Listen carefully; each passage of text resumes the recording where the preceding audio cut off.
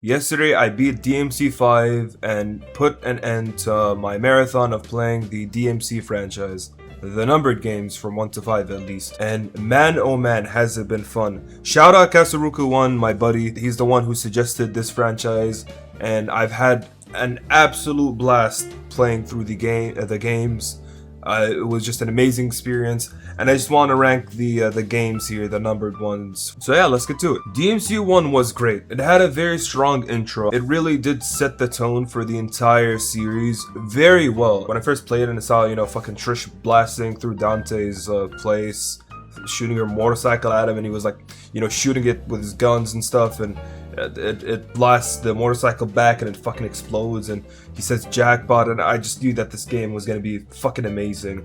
It really did set the mood very well. It let us know right out the box what we're expecting, so that it was a great beginning to this series. Something else that I really did like about the game as well, I think it had the most unique atmosphere out of all the DMC games. The whole gothic aesthetic that it had, the setting was great, and it hasn't been replicated in the other games, which I think is good. It's better not to imitate everything that the first game had. It's better to change things up. But I do think that the aesthetic that it had, that this game had specifically, is unique to the franchise. It definitely is one of the more memorable ones. And speaking of memorable, the final boss, Mundus, was actually pretty fucking cool. I think he's up there with one of my favorite bosses in this franchise. I did like how the fight played out. It was great. I had a ton of fun, fighting Mundus. And something else that I do want to talk about that people might complain about this game, but I see as a positive, and I'm gonna be completely honest here. Some people say that the voice acting is horrible in this game. So thankful that you're dead. Fill your dark soul with light. That was very cool. 2 and 3 as well, but 1 specifically. It was the very corny voice acting. I think it's charming.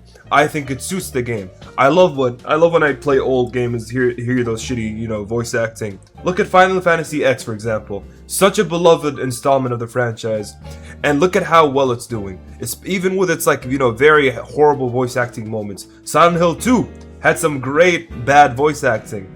I think some games just suit bad voice acting, and DMC 1 had some great moments with that. So I think that's a positive. Now, getting to the negatives of this game. So one of the things that I did suffer from in this game, and most people did, is the janky controls. This is the first game. It's not polished. It's not the most refined. So there were moments where it was hard to maneuver, hard to fight and stuff like that, and that was an issue. But it's not one where it kind of prevents you from progressing in the game. It's not like you're actively fighting the controls more so than you are the boss. It does play into how hard some fights are, sure, but it's not it's not the end of the world. The fixed camera angle and stuff, it's definitely, you can definitely work around it. Dante's arsenal was lacking versatility in my opinion. I did like how much the other games expanded more on his arsenal, as well as many other things, but this game felt very limited, at least in that aspect. But overall, I thought that this was a great, first game. I'll definitely give this an A. DMC 2. Okay, I don't even know where to start with this game. There's just so much, but I do want to get one positive out the way, which is that this game had great potential for great enemies.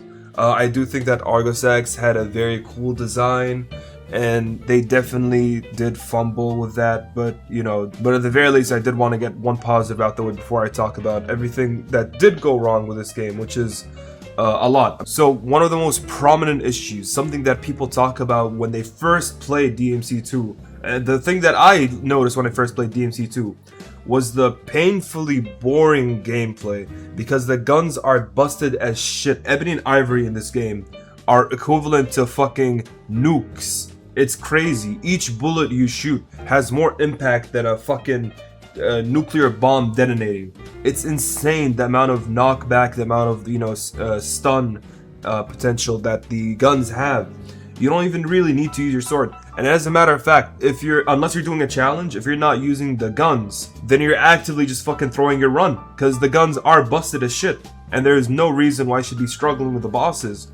It's insane. The characters are also very one-dimensional. I'll try to name a character off the top of my head. Arius, the evil CEO, and then you got fucking Lucia, I think her name was, the female protagonist of the second game, if I'm not wrong. They were genuinely so bland, and there was not much expansion on their lore. And something else about the regarding the lore, the story is very mediocre. An evil CEO, he wants more evil power because he's so evil, so he summons evil demons and evil. It's not as good as the other stories. It's definitely not the strongest, and a lot of people do say that DMC2 has, potential. If they remake it, the story is gonna, magically become better if they just improve the graphics and the gameplay. And maybe the story does reflect on the gameplay. But I personally think that it didn't even have a strong foundation in and of itself. The story itself wasn't even that good. And the last big issue that I do want to talk about is Dante himself. Dante is not himself in this game. He took like fucking 50 kilograms of ashwagandha before going into this mission. It's insane. He's so edgy. He's basically Virgil. Matter of fact, no, he's not even Virgil. He's like fucking Jotaro. He doesn't even talk. He no quips, nothing. He's so silent. He's so stoic and shit.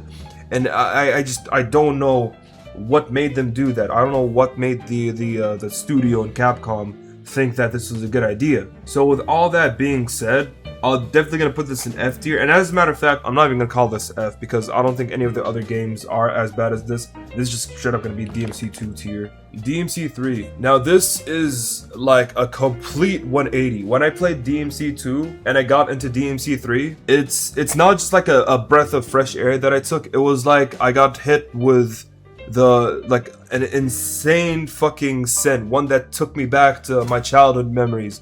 This shit was genuinely amazing. The intro itself almost made me cry from how peak it was. It's absolutely insane how we went from 2 to 3. The switch up is crazy. 3 has been one of the best games I've ever played. I loved it. So first of all, I think 3 has the best boss fights in the entire franchise. The Cerberus fight, the Navon one, I wasn't a big fan of Navon, but the Cerberus, the God, what was it called? Agni and Rudra, I think their name was. I'm bad with names, but the Agni and Rudra one, and then you got one with and then you got one with a troll and stuff. And generally, most, if not all, the bosses were just so memorable, so iconic. They're all so unique, and I love their moveset. They were, fun to fight against. It also has my favorite weapon assortment of Dante. The Cerberus, the Agni and Rudra, which is the one that I rocked ever since, getting it. The Navon was great. Even the guns, Kalina and the sniper, everything in the game gives you, the game gives Dante, is so unique and it's so good. You don't have to rock the Rebellion the whole time because the other weapons are pretty much just as effective, if not more. And this is where the combat starts to get better as well. The combat in this game is actually engaging, and it's not as janky as 1 or 2, and it's not as broken as 2 for sure. It's very balanced, I would say. And one of the things that carries DMC3 for me as well is how immersive the story is. I loved the fact that they finally included Virgil. He is a very overlooked character, in my opinion, in the DMC franchise, and I still think so after finishing 5. Seeing Virgil as this antagonist, him being there, getting to know more about the lore of Dante, because this is a prequel to the series. This is what happens in the beginning. This is how this establishes the rest of the game. This is definitely tied with another game that I haven't mentioned yet for the best story in DMC so far. As for the cons, the negatives that I have about this game specifically, there aren't much, but there are some things that I do find relatively annoying. One of them being the Arkham boss fight.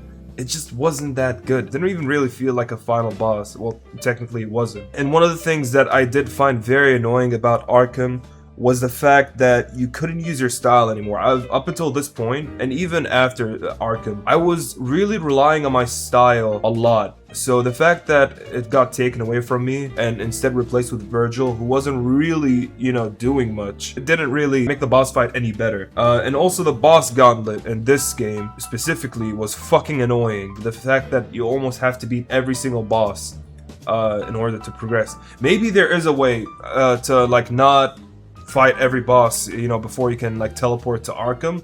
But for me, I had to go through like 8 bosses. No, not 8 bosses. I had to go through like 7 bosses or something like that before I finally had the ability to teleport. So maybe you don't have to fight all of them. But the gauntlets are just, I find, to be kind of like unnecessary. They're kind of a nuisance. And the last thing is just that Virgil 3 was so fucking OP in this final, boss fight. It's insane. I genuinely cannot believe how overtuned Virgil 3 is.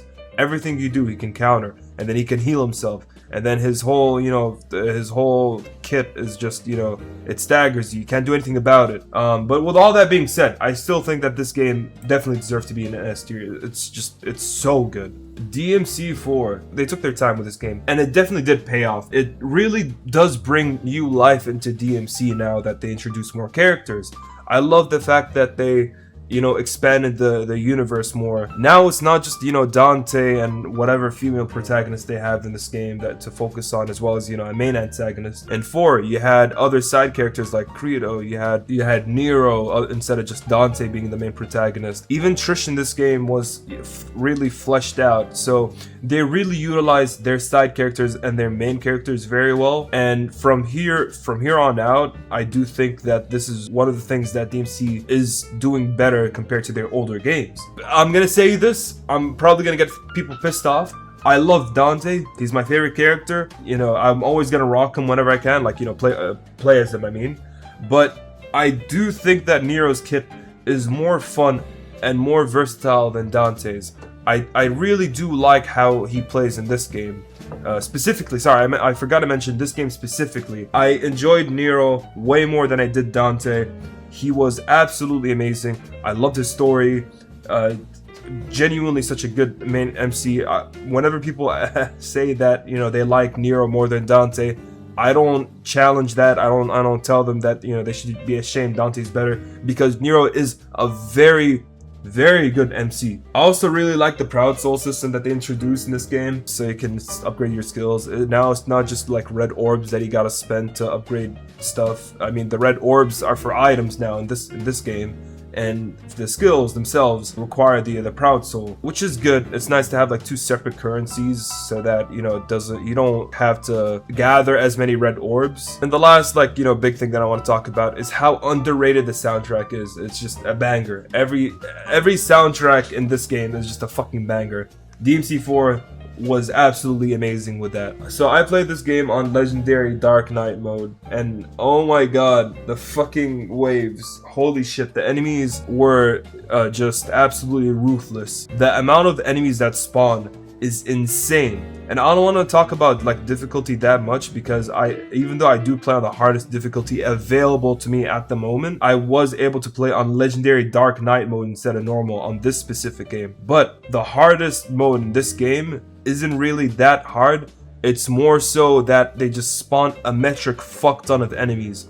One of the missions that I did off camera was mission 14, and it took me so many tries to get past it, because those like flying fucking monsters, whatever they're called, they spawn like 4 of them at once, and it's so hard to like juggle them. Something else that I want to talk about is the fucking run back. The second half of the game is absolutely pointless. It's crazy to me. I really think that the whole thing with Dante from like mission, I think it was like mission 11 onwards, was absolutely unnecessary. The run back was just fucking abysmal. I definitely think that they rushed it. They made a big oopsie there where they made it so that you gotta like run back and fight your way back to the fucking cathedral. It was so frustrating to me. I could not believe that I wasted half the game, well, maybe not half, like a third of the game going back to the cathedral basically, and it's so pointless. But yeah, I think this was definitely a solid game. I'm gonna give this a B. And last but certainly not least, my favorite installment of this franchise, DMC DMC 5. So it had the same strengths as 3 in my opinion. It had great bosses, the storytelling was amazing, I really did like the plot, also the missions were very fun. I definitely think that this had, in terms of consistency, the missions in this game were consistently more fun than the other ones. They didn't feel redundant. The combat in DMC 5 is just amazing. I definitely think that this is the biggest thing about DMC 5. They really made the combat here on this game better than the other games. They expanded more on it. They made all the characters very versatile. There are different like play styles. You got V with his summoner. You got Dante with his different weapon assortments as the other games, and then you have Nero with his devil breakers, and it's great. It's definitely great. I love how much inclusion they had in this game with the side characters, even more so than 4. You have V, Dante, Virgil, Nero. You have even the side characters, someone like Nico, or even Morrison. Like these characters definitely do play a role. I did not mention Trish and Lady because I will mention them in a bit, but Trish and Lady also did play like a role. The characters are just like very well fleshed out in this game, and they finally got rid of the fucking boss gauntlet in this game. I'm so glad they did that. It was such a nuisance, and that just made me so happy. Now getting to the cons, getting to the negatives here. I did say that I was going to mention Trish and Lady. This is a very small thing, but when I was playing as V, Dante, and fucking Nero, right? I don't know why I keep forgetting his name. He's very memorable. I do wish that they played a bigger role in that story, because to me it was basically just Lady and Trish just got taken over by like these demons, and they were being like controlled, and they just got out of the control. That's it. I wish they played a bigger role in helping fight the Virgil, but I also do kind of see why it was supposed to be like a thing between Nero, Virgil, and Dante. But for like the missions, for the story itself, I do wish that they did play a bigger role. Maybe they do in their own modes, because I know 5 has like a mode where you can play as Trish and Lady, but like as I said, I really wish they did have a bigger impact in the story of V, Dante, and Virgil, or fuck Nero, I keep calling him Virgil. Something else is that in this game you don't have any healing or DT items. There is no Vital Star, there is no Devil Star. So this is kind of an issue. So instead of having those, you would have to find green orbs around or kill enemies, or for Dante, you'd use your DT to kind of heal up. So I definitely think that that's one of the negatives. But something that does make it even worse was because you don't have any healing items, the issue was that they were very forgiving with the gold orbs that they gave you, and they even made it so that you can use red orbs to revive yourself. And I think that made the game way too easy, even on normal mode. And that's something else. The game just felt easy, even without all the gold orbs and the red orbs. It's just there wasn't much threat in the game, even from the bosses. I feel like they did make it a bit too easy, especially compared to 4, where I was genuinely just dying over and over and over again because of how fucking, like, how many things there were. The bosses in DMC 4 weren't hard. It's just the waves. The bosses generally took me like maybe 2 tries at most for some of the bosses. But DMC 5, it's like, I don't even know if I really died or had to restart fighting a boss. It was just that easy. So, with all that being said, I definitely think that this is an S tier. These two are next to each other. Just because this is in front of 3 doesn't mean that it's better or worse than 3. I think that these two are just equal to me, at least. But I think that, for me personally, this 5 is my favorite, but I would have these next to each other. And you can see here that you got V, I think this is the DLC for 5, and here is DMC, fuck, I forgot, but this is another DMC game. I have not played these, and I will not play these. I only said that I would play the numbered games, not any DLCs or extra content. But yeah, that's my ranking for the DMC games. This is a very solid franchise. I really liked it, and I cannot wait to play DMC 6 if it ever comes out, or if they remake one of the games. I would love if they remade, like, 3 with the graphics that 5 has. I think that would be absolutely fucking insane. Anyway, that's it.